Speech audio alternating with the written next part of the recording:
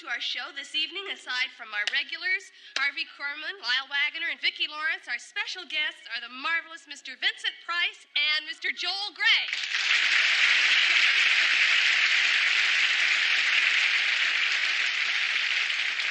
Turn up the lights and see if y'all have anything you want to say or ask or anything. Yes. Will you be in more pictures with some good-looking guys? Am I going to be in some more pictures with some more good-looking guys? Yes.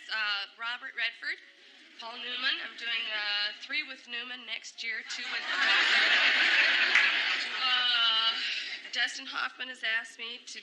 you mean movies? No. Calling them all next week. Okay, don't go away. We'll be right back.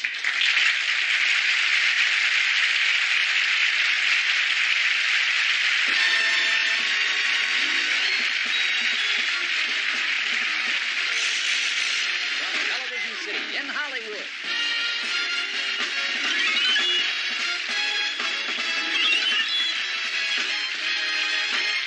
It's the Carol Burnett Show with Harvey Korman, Vicki Lawrence, and Lyle Wagoner.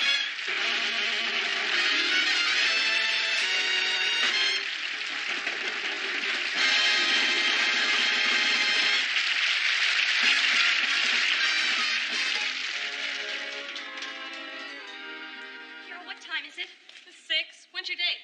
He said he'd be here at 6:15. Did you pick up my dress from the cleaners? No, I asked Roger to pick it up on his way home from work. Oh, thanks a lot, Carol. Now what am I going to... Bring it home. I left a note in his briefcase. What makes you think he'll see it? He'll see it. I put it between his Twinkies and Playboy. Yeah, well, I bet you anything he forgets it.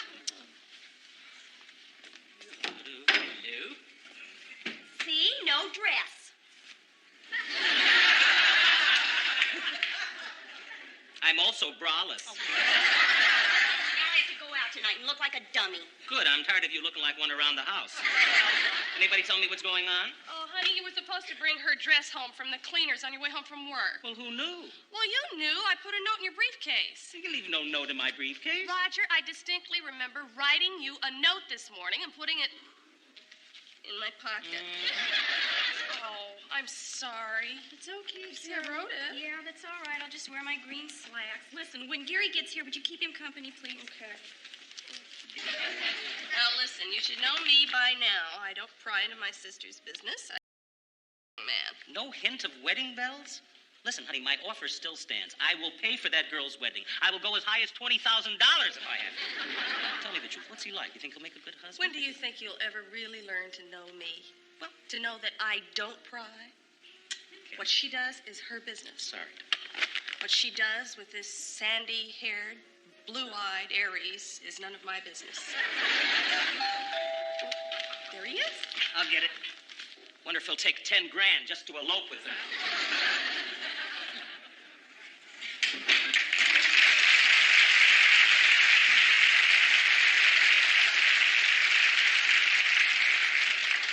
Bradford, right? Yeah, I'm Roger Bradford. Gary. Hi, Gary.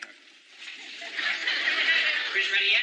Yeah, she's changing right now, I think. Be a good fella, put these in water for me, will you, huh? Wow. Ooh, wait. Oh. Oh. Oh, wow. Oh. The sister. Yes, the Carol. Right. Yeah, Gary. Hey, how are you? Thank you. Really nice. Yeah. Really beautiful. Thank you. Wow. Wow, Gary. Wow, Gary, what are you and Chris going to do tonight? Well, I thought we might have dinner first. First, what's that? Let's talk about you. Talk about me? Yeah. What do you think of my hair? Your hair? Yeah, I'm letting it grow a little bit. Looks good, huh? Huh? Yes, I guess it does. You see, but I've never met you Hey, before, so I wait can't... a minute. You have beautiful teeth. What? Wow, you have out-of-sight teeth. Thank you very much. Just... Honey, I can't find any place to put these. Here. Excuse me, Gary. My husband wants me. I'll bet half the men in the building do. Well. He come on strong. I don't like him. His whole attitude reminds me of Howard Cosell's mouth. Listen, let's just keep him company until Chrissy gets in here. Okay. Chrissy will be here very soon. It's all right. I don't mind waiting. Oh, wow. Wow. Wow. Too much. Really? Well, where are you from, Gary. where are you from, Gary? Gary. That's what I just said. That's where I'm from. Gary, Indiana. Oh! I can understand my confusion. What's so funny? I wonder what's keeping Chris. Brittany, Gary from Gary is here. Oh. Wow. Oh, wait. Oh, wow.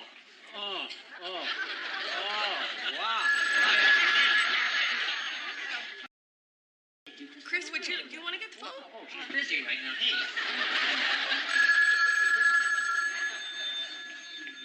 Hello? Oh, well, yes, he is. Yes? Yes. Oh, I most certainly will. Yes, of course. I'll give him the message. Yes. Thank you. Bye-bye. Honey, what was that? Not now. Gary? Yeah. That was your mommy on the phone. She wants you to take your allergy pill.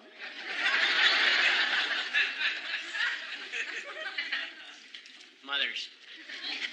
You have to sort of take them with a grain of salt. They just like to keep their eye on you. Yeah, it's nice. Gary, I didn't know you were allergic to anything. Well, I'm not allergic to anything. You know, it's just my mother. She always says an allergy pill 8 times a day helps to keep the... so you don't sneeze your life away. That's quaint. I'll get it. Hello?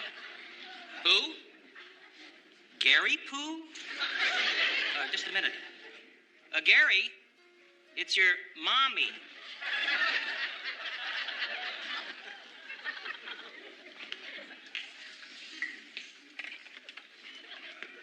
Hi, Mommy. No, I can't right now. No, I don't have one with me. You did? Oh, okay, Mommy. Yeah. What? Yeah, I love you too. Okay, Mommy. Bye-bye. Chris? Yeah. Could I borrow your toothpaste? I have my own toothbrush. You want to brush your teeth right now? Yeah. My mommy always says, brush your teeth whenever you can. It helps fight off the cavity, man. Your mother sure has a way with... Which way's the bathroom? It's right back there, the Thank first you. door I'll on be the right left there.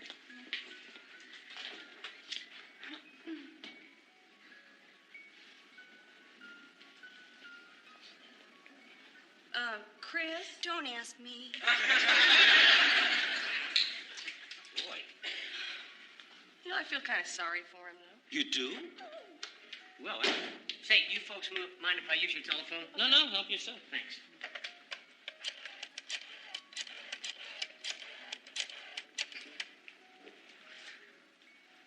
Hello, Mommy?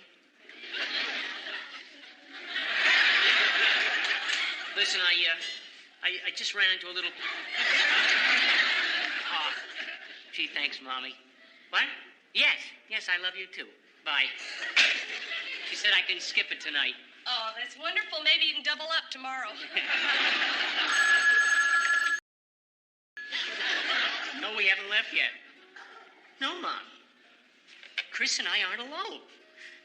And we were not fooling around. Her sister and her husband are here.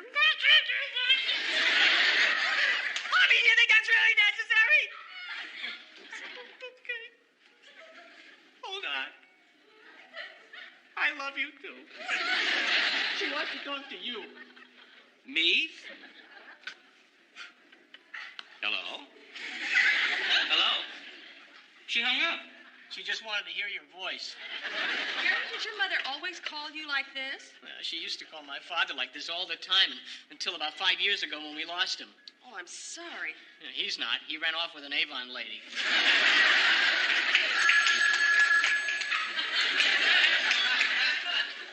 Yes, Mommy?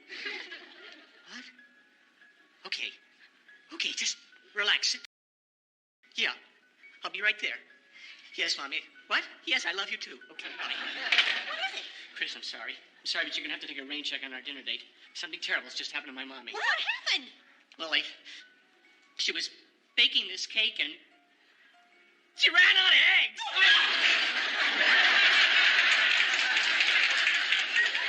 I have to bring her some right away. Listen, would you please take care of these? My mommy would kill me. Gary, wait a second. I got a terrific idea. Why don't we pick up some eggs and drop them off to your mother's on the way out to dinner? You mean you still want to go out with me? I mean, after all this? Oh, sure. You're kind of cute under all that fuzz. Hey, you're really swell people. I know. Thanks a lot. Hey, listen, if my mommy calls, We'll tell her you're on your way. okay. That's fine. Thanks a lot.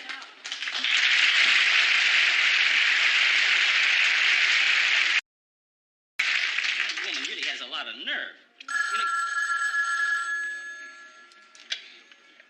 Hello? No, your son hasn't left yet. No, he can't come to the phone right now. I'm sorry. Well, he just took off all of his clothes and he's standing in the middle of our living room burning his toothbrush. It's the strangest thing. Oh, you know what he's doing? Hello? Oh, I think she's baby.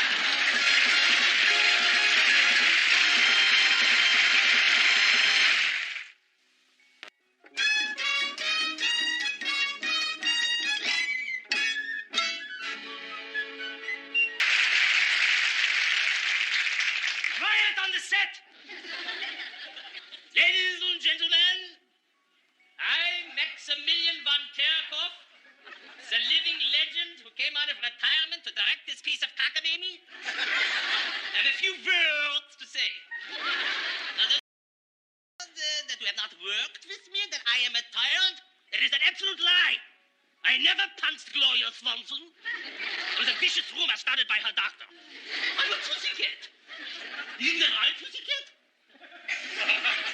See how all the little people like me? Well, Margaret, I'm glad to see you on the wagon. I am ready to shoot the last scene of this picture. Lights! Camera! Action! Little darling, you want to come out here a minute, please? Yes, Grandpa, darling. Would you turn me towards the flagpole? Oh, yes, Grandpa. I want to salute the stars and bars once more before I go. Oh, Grandpa, don't talk like that, please. I'm going, little darling. Oh, Gramps, please. Don't go. If you go, they're gonna put me in an orphanage. Oh, Gramps, don't go fast,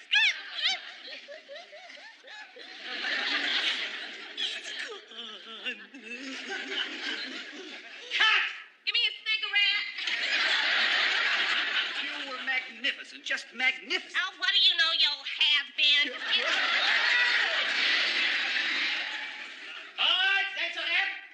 This picture is over. I want to thank all of the crew for doing such a wonderful job. You've all worked very hard under very trying circumstances.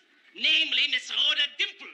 Wait a minute. Hold it, Von Megaphone Mouth. We ain't through to the picture yet. I want to thank the sound department for their excellent work, I'm talking to you.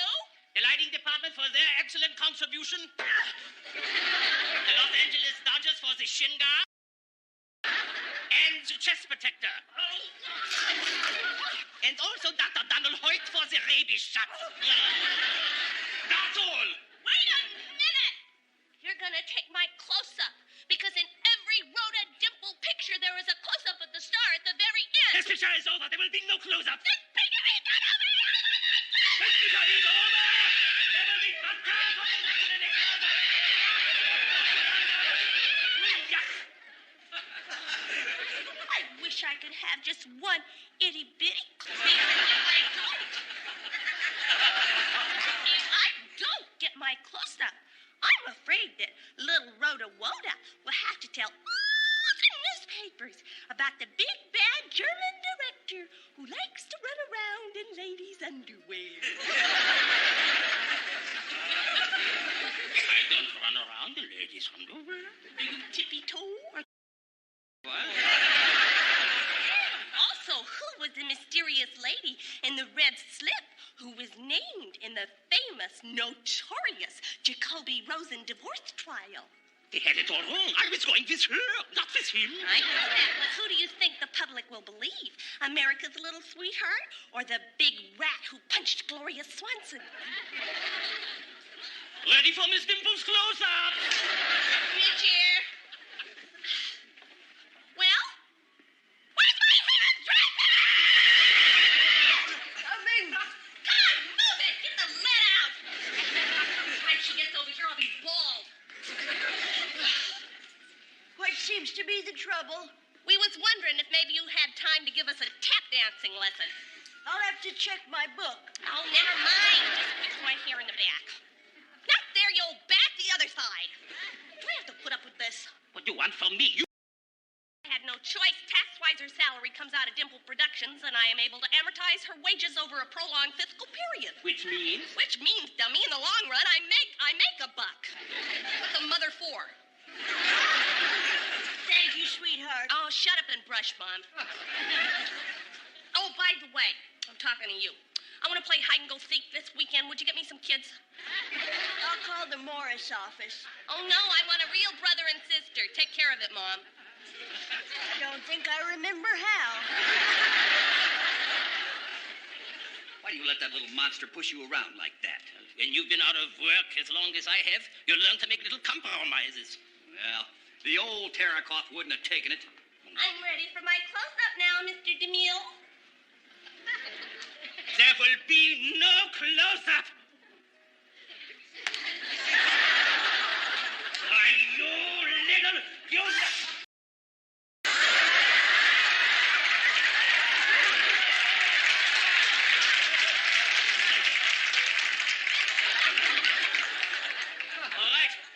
All right, Miss Dimple. Anything to say, Miss Dimple? That's more like it. All right, let's get ready for Miss Adorable's close-up. All right, camera ready? Lights, camera, and action. Oh, grant to me in an orphanage. Oh, grant, please don't go. He's gone. Well, cut. Come on, cut. What are you doing? What are you doing? Cut. Now that's what I call a happy ending. Vincent, let's tell all of Hollywood. Old Steel Eyes is back.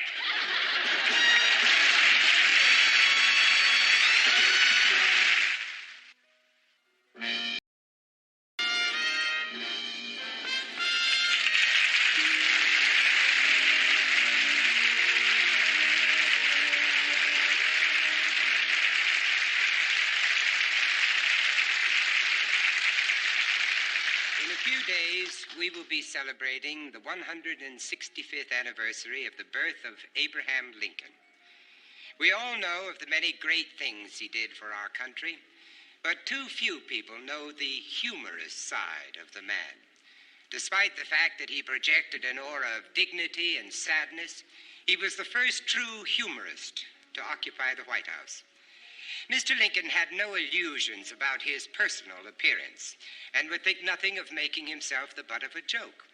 Once, when speaking at a banquet of newspaper editors in 1856, he apologized for being present, explaining that not being an editor, he felt out of place.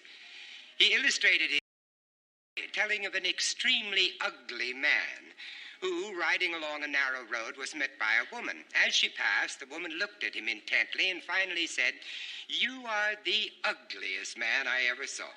"Perhaps so," admitted the unfortunate fellow, "but I can't help that, madam." "No, I suppose not," she agreed, "but you might stay at home." He told of an evening in the theater when he placed his high hat on an adjoining seat, open side up, and becoming interested in the play, failed to note the approach of a fat dowager until she plumped down upon it. Gazing ruefully at the ruin of his top piece, he said, "Madam, I could have told you the hat wouldn't fit before you tried it on." A specimen of his spoken wit is the story told of his reply to the countryman who, at a White House reception, said, "I believe in God Almighty and President Lincoln." The president, "You're more than half right." To have gotten along with a cabinet containing the testy Edwin Stanton and the pompous Salmon B. Chase would have been impossible without a sense of humor as a saving grace. For instance, when a delegation which he had sent to Stanton with explicit orders to grant their request returned to Lincoln and reported that not only had Stanton refused to do so, but Lincoln with mock astonishment inquired, "Did Stanton really call me a fool?" Upon being reassured at that point, he remarked, "Well, I guess I better go over and see him about this. Stanton is usually right." As a young lawyer, while defending a man against an assault charge, Lincoln claimed it was more like self-defense, as in the case of a man he once knew who was walking down the road with a pitchfork and was attacked by a very fierce dog. In trying to ward off the dog's attacks, he stuck the prongs of the pitchfork into him. According to Lincoln, the dialogue went like this. "What made you kill my dog?" said the farmer. "Well, what made your dog try to bite me?" the man answered. "But why didn't you go after him with the other end of your pitchfork?" And the man said, "Why didn't he come after me with his other end?"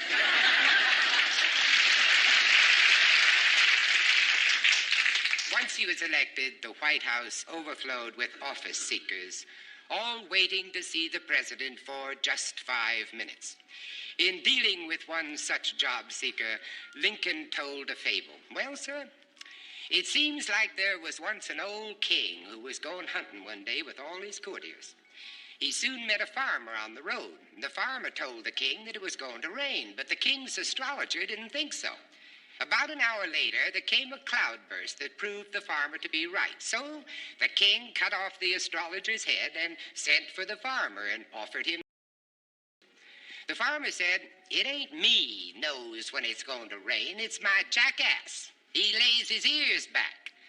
"Then your jackass is hereby appointed court astrologer," said the king.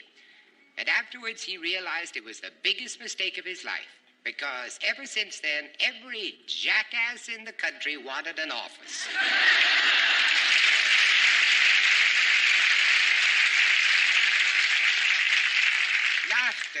Laughter was a mask and a refuge for this great man who is best remembered for his serious speeches. One in particular, made to a crowd at Lewiston on a hot August afternoon in 1858, is my favorite. His theme was the Declaration of Independence and its phrase that all men are created equal and have inalienable rights to life, liberty, and the pursuit of happiness. He said, "This lofty and wise and noble understanding of the justice of the Creator to his creatures. Yes, gentlemen, to all his creatures, to the whole great family of man.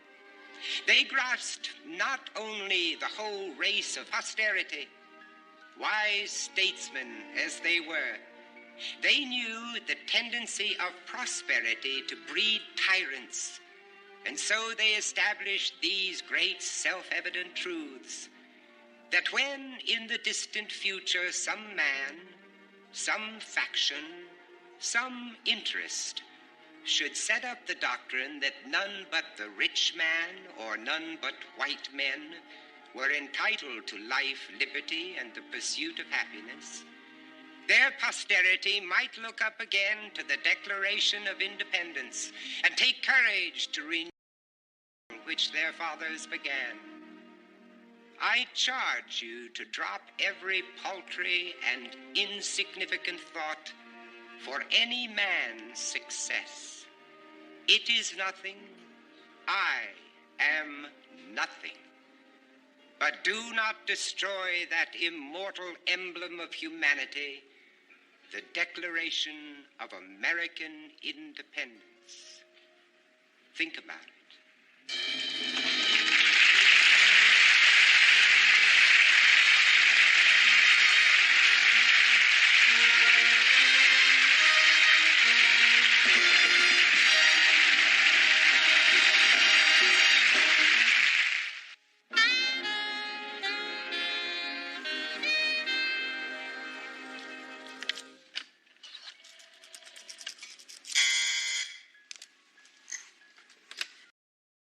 Operator, get me armbruster 23112. Yes, sir.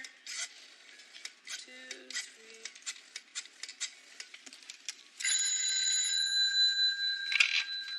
Hello? Linda, is that you? Yes? Linda, this is George. Georgie Porgy? You got it, baby. Listen, Linda, I'm in town at Holmeyer's Hotel for the big sump pump convention. How about Din Din? Oh, well, I don't think that'd be a very good idea, Georgie, especially after what happened last time. Oh, well, oh, please, Linda, you know how I hate to eat alone. I'm sorry, George.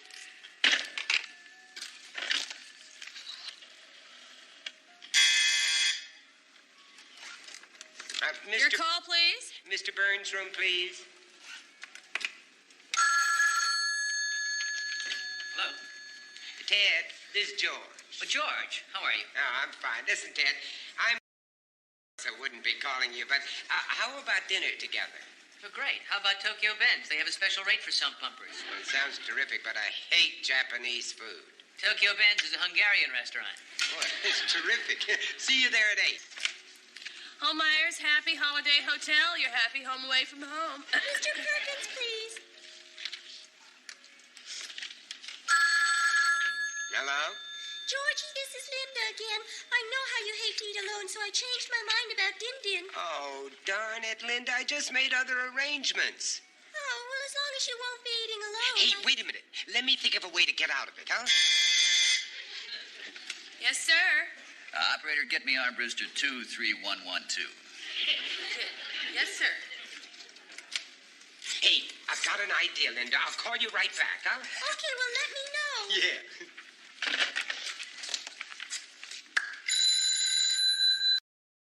Hello? Hello, Linda.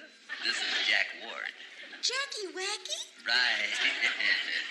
Listen, I'm in town for the sump pump convention and not doing anything for dinner. I was wondering if you'd like to I come don't know if that'd be a very good idea, Jackie, especially after what happened last time. Oh, come on, baby. Okay. What? Mr. Burns' room, please. All right. Oh, but Jackie, I'm not going to have dinner in your room again. Okay. Now, look, how about meeting me at Wolfgang's Cacciatore Gardens at 8? Huh? Operator, I'm calling Mr. Burns. Right. Great, I'll see you then. Okay.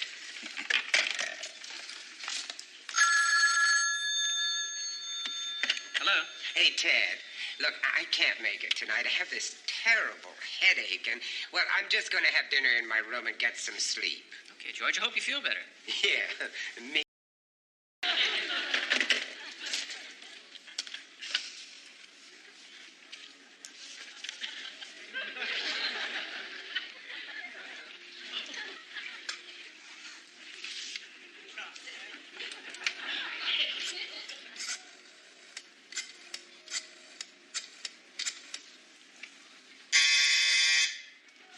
Operator, get me, Hello?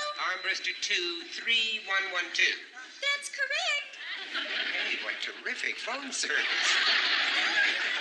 Never mind. Listen, Linda, I got out of it. I can't have Din Din with you. Well, gee, George, I don't know. It's getting awfully late and Operator, I'm still in the tub. would you please get me Hello. Mr. Ward's room? That's right. Georgie, I think I've made other arrangements. Oh, look, does Linda Winda want George to eat all by himself? Okay. Oh, good. 8 o'clock at Tokyo Bends. Terrific. Hello. I'm sorry, I was calling you. Hey, you got me. What can I do for you, pal? Well, I was going to have dinner with George, but he's having dinner in his room, so I thought maybe you and I could have dinner together. They have a special rate for sump pumpers at Tokyo Bend. Holmeyer's Happy Holiday Hotel. You're home away from home. Mr. Ward's line is busy. Will you holy-woldy? Gee, I'm sorry, Ted. I've already made other arrangements. Okay, maybe tomorrow night. Sure thing.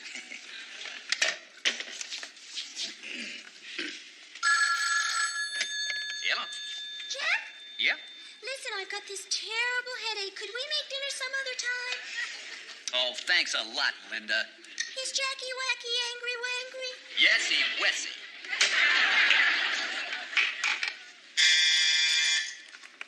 Your call, please. John Brewster 2, 3112, please. You got it.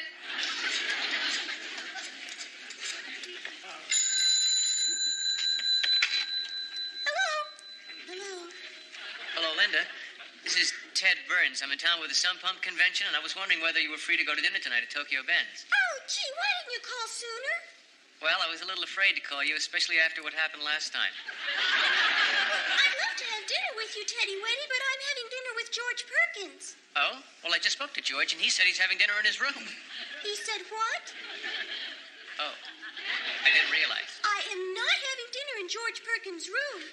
Well, then you're free for dinner. Yes, I am. Great. I'll meet you at 8 o'clock at Tokyo Ben's. Fine. Bye.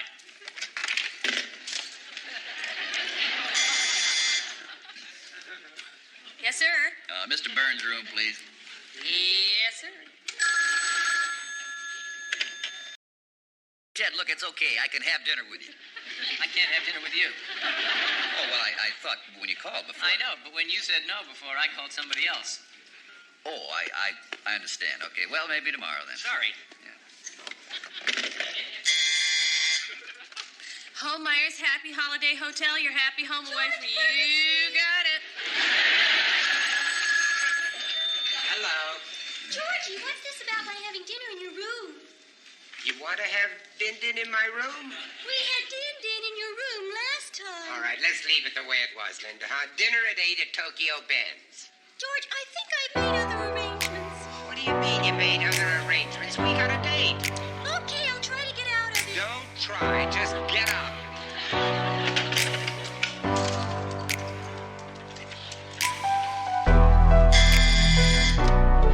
I'll give you Mr. Burns.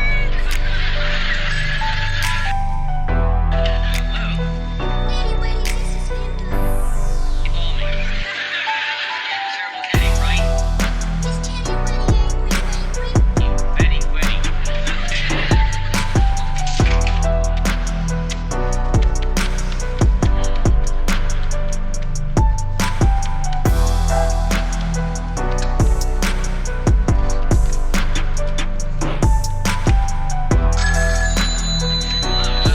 Who's it? Ted? Jack? Yes, I was just going to call you. You called me? I did.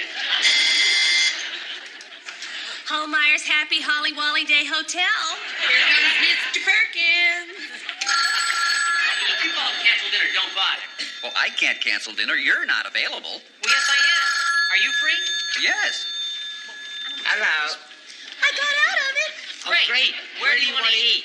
I don't care. How about Tokyo Ben's? They have a special rate for some pumpers. I can't go to Tokyo Ben's. I told someone that I was supposed to meet there that I had this terrible headache and I would just hate to run into him. I did the same thing. Hey, how about Wolfgang's Cacciatore Gardens? No, I also told somebody that I was meeting at Wolfgang's that I was terribly sick and couldn't even have dinner with them. I've got it. How about Madame Ng's? Great. What time? 8? Terrific. I'll meet you there. What about reservations? I'll take care of it.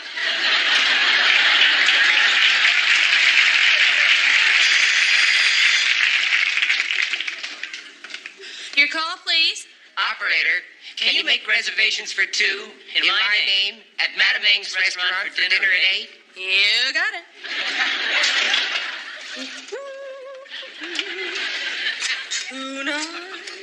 Tonight won't be just getting. Madam Ings?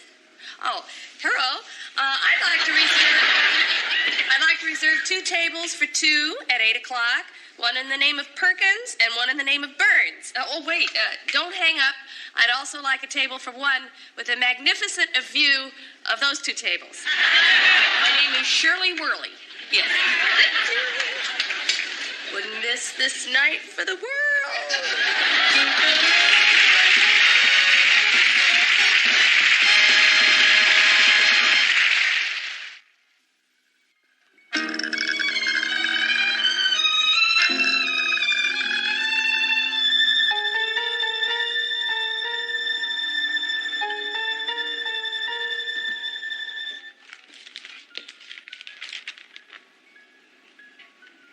The yellow canary eats the dog at twilight.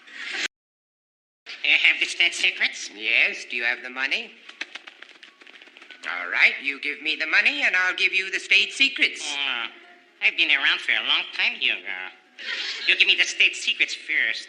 Look, 003, I have done business with your kind before. I give you the state secrets and all of a sudden no money, forget it. No, all right, Hugo. I'll tell you what. Why don't we hand it over at the same time? No tricks? Cross my heart and hope to die.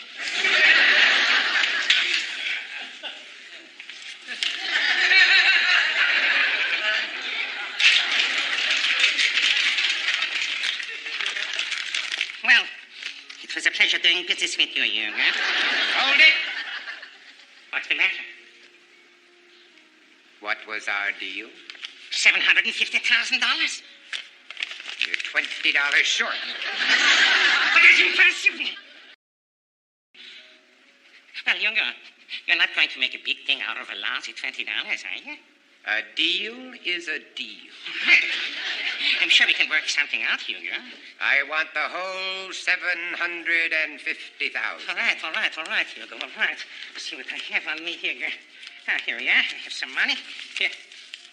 I only have $8, Hugo. How much will you give me for my money clip? I've been a spy for many, many years now, and I have plenty of money clips. You still owe me $12. All right, Hugo. All right. Hugo. Would you like to buy my trench coat? How much? For you, $12. I paid $75 for it. Oh, sure. 5 years ago, that's a second-hand coat. No, you got still in great shape. Look at the lining. It's in good shape, but it's out of style. It'll cost me lapels widen. Hugo, I couldn't let it go for less than $12. I'll give you 8. 8? All right, then 10, but not a penny more. All right, 10. But please, don't tell anybody where you got it so cheap.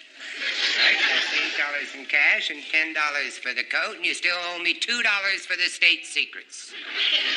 Look, Hugo, for a lousy $2, you're not going... The deal is a deal. No, the deal is off. Unless... Yes? Hugo, you give me $2 for my suit? $1.50. $1.50? This is an imported suit. Where from? London. But we're in London. That's a domestic suit. Hugo. Oh, look, Hugo. Oh, that suit is you. All right, but you must give me 30 cents for my tie. 30 cents for your tie? Buying bird. I paid $7 for this tie, Hugo. I must have seen you coming. Hugo, please give me $2 for my suit and tie. I'll tell you what. I'll give you $2 for your suit and tie if you throw in a shoe and a sock. A shoe and a sock? You're crazy. All right, the deal's off. All right, Hugo.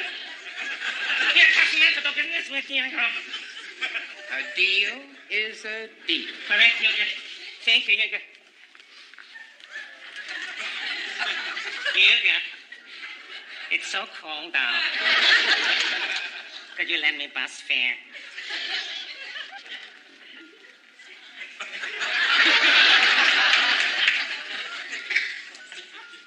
$10 for the shirt. Oh, Hugo, you're making me crazy, Hugo.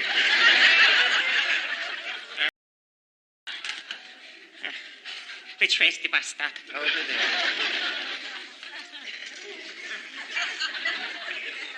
Thank you, Hugo.